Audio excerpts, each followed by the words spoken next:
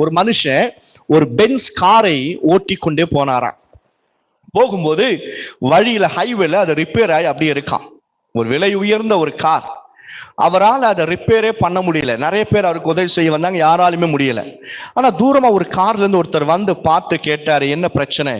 ஐயா, இது நான் வாங்கின என்னுடைய கார், இது ரிப்பேர் ஆயிருக்கு, எங்களால இதை சரிப்படுத்தவே முடியல.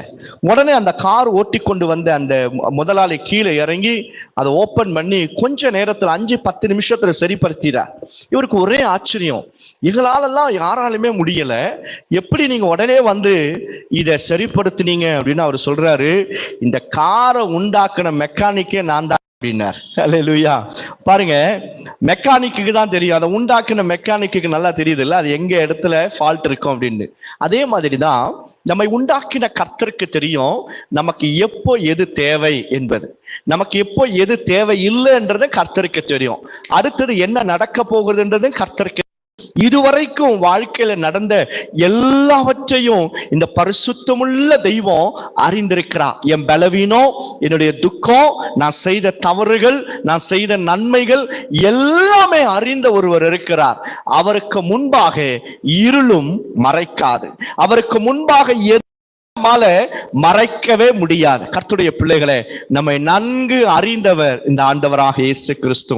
அடுத்தது பாருங்க, அவனை கண்டேன் என்று சொல்லுகிறார். அத்திமரத்தின் கீழே பாருங்க, நான் உன்னை கண்டேன். நம் தேவனாகிய கர்த்தர் நம்மை காண்கிறவர். நீ எந்த இடத்துல இருக்கிற, என்ன செய்கிற என்று கர்த்தர் உன்னை காண்கிறார். நீங்க யாராக இருந்தாலும் சரி, நீ போகிற பாதை கர்த்தர் அறிந்திருக்கிறார். உன் வழிகளை கர்த்தர் காண்கிறார். நீ செய்கிற நன்மையானாலும் தீமையானாலும் தேவனாகிய கர்த்தர் தம்முடைய கண்களை உங்க மேல பதிக்க வைத்து அவர் கண்டு கொண்டிருக்கிறார். அவருக்கு முன்பாக எதையுமே மறைக்க முடியாது. கர்த்தருடைய பிள்ளைகளை, அவை நம்மை காண்கிற தெய்வம். ஆகார் தனிமையிலே வனாந்திரத்தில் அழுது கொண்டிருந்தார்.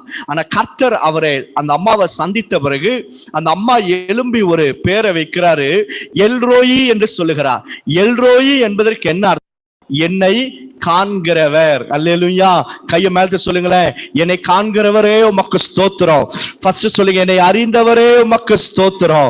இரண்டாவது, என்னை காண்கிறவரே உமக்கு ஸ்தோத்திரம். வாய்தன ஸ்தோத்திரம் பண்ணுங்க. ஸ்தோத்திரம். ஆன்லைன்ல பார்க்கிற நீங்களும் ஸ்தோத்திரம் பண்ணுங்க. Start praising God. இயேசுவே உமக்கு ஸ்தோத்திரம். ராஜாவே உமக்கு ஸ்தோத்திரம். அப்பா, you know me Lord, you know me perfectly.